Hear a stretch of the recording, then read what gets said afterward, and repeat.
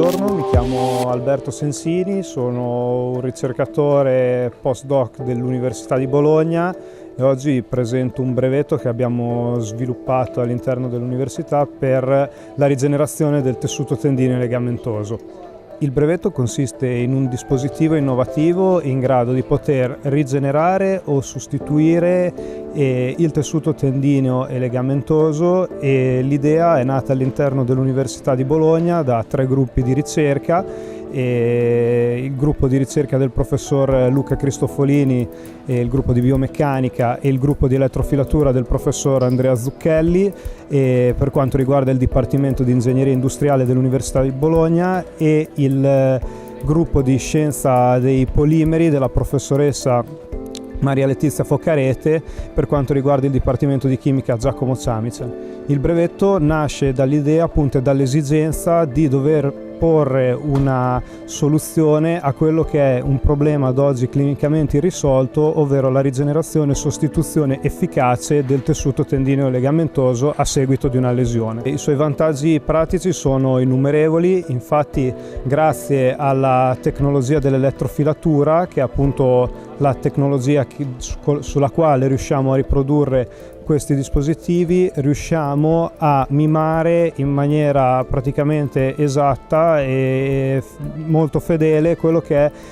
sia la struttura gerarchica filamentosa che compone il tessuto tendineo legamentoso, sia le sue proprietà meccaniche, e questo risulta fondamentale per la corretta rigenerazione del tessuto e per permettere appunto alle cellule di poter colonizzare questi dispositivi e rigenerare il tessuto nativo. Questo risulta molto importante perché ad oggi sul mercato non sono presenti dispositivi in grado di poter efficacemente rigenerare e simulare meccanicamente quello che è il comportamento di questi tessuti. Alla commercializzazione mancano ancora alcuni anni, perché abbiamo attualmente depositato i vari brevetti e abbiamo completato tutta quella che è la parte di sperimentazione in laboratorio, quindi in vitro del dispositivo, e ci stiamo affacciando ai primi test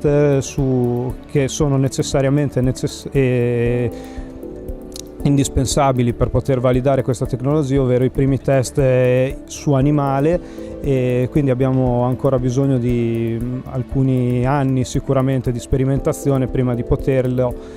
commercializzare questo dispositivo, pur essendo, a parere della comunità scientifica, un dispositivo ad oggi molto innovativo e sicuramente il più innovativo sul mercato. E per quanto riguarda il costo sarà sicuramente molto competitivo, per quanto non abbiamo ancora avuto delle stime precise di costo, ma sarà sicuramente molto più competitivo dei dispositivi ad oggi presenti per trattare le medesime lesioni. Per quanto riguarda la pubblicizzazione, se non attraverso pubblicazioni scientifiche che stanno recentemente andando in stampa, e ad una serie di congressi internazionali ai quali abbiamo partecipato, che ci hanno permesso appunto di